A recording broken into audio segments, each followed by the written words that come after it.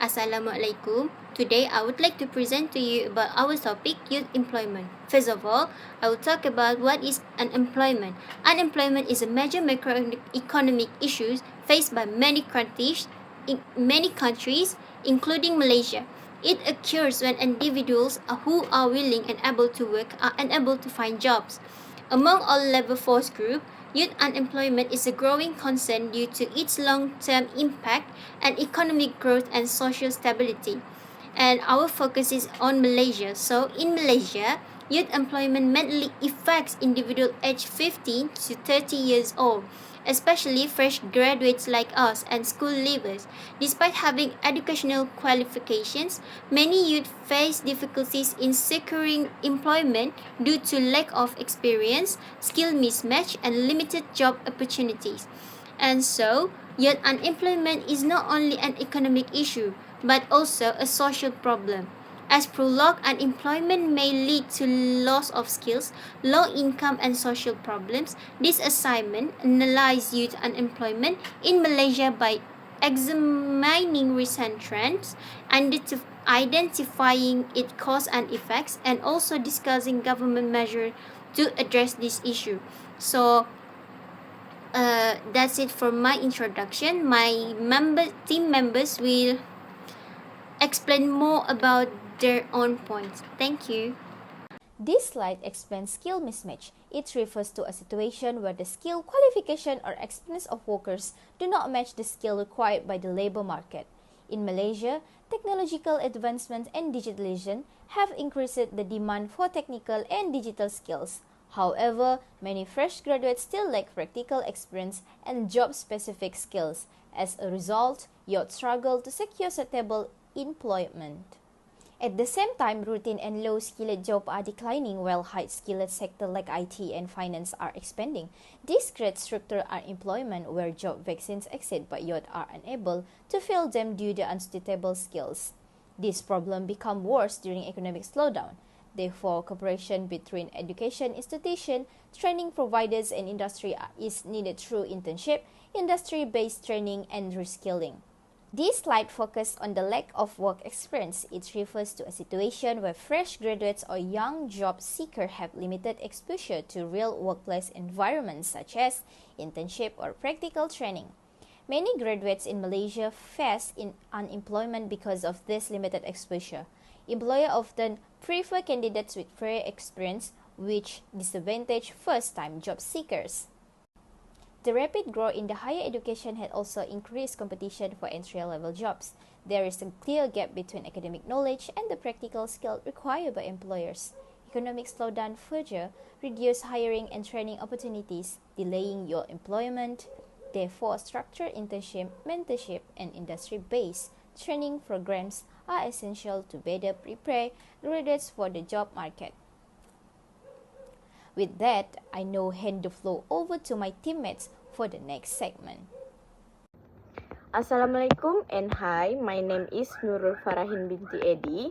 Today I'm going to talk about the effects of youth unemployment on the economy and society. Economically, when many young people are unemployed, productivity and spending decrease, which slows down economic growth and GDP. The government also has to spend more on welfare, and some skilled youths may leave the country to find better jobs, causing brain drains. Socially, youth unemployment can lead to stress, mental health problems, and low motivations among young people.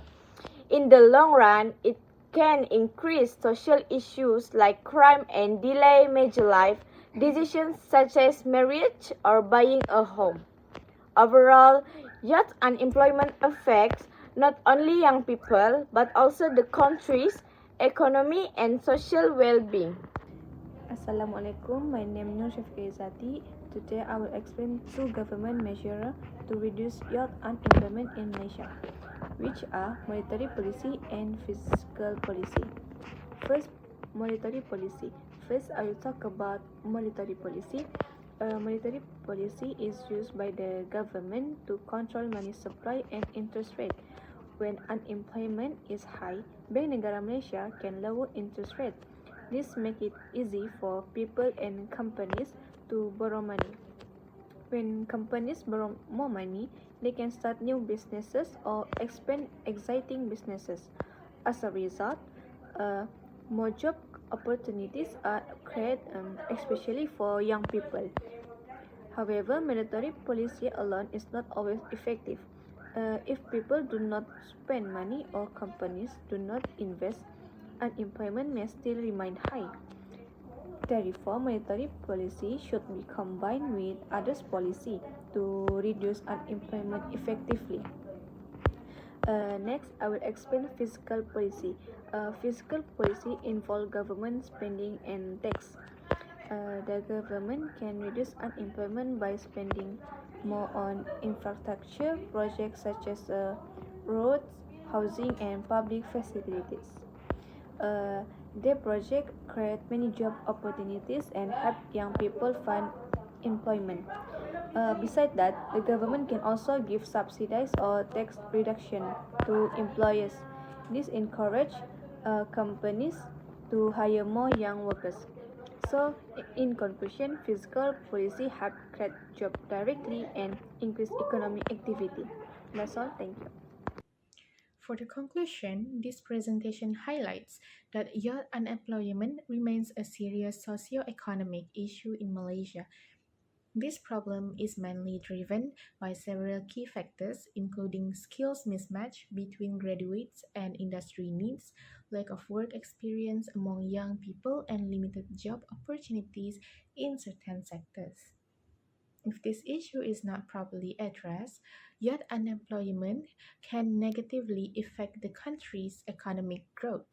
It leads to underutilization of human capital, lower productivity, and long term consequences for young people's well being, especially in terms of financial stability and mental health. In terms of recommendations, effective government intervention is essential. This includes the use of monetary and fiscal policies to stimulate job creation, provide incentives for employers to hire young workers, and support entrepreneurship programs among youths. Furthermore, stronger collaboration between educational institutions and the private sector is crucial. Expanding internship programs, industrial training, and industry based education can help students gain practical skills and real world experience before entering the labor market. At the same time, youth themselves must take responsibility by actively upgrading their skills, improving employability, and adapting to changes in the labor market, especially in digital and technology based fields.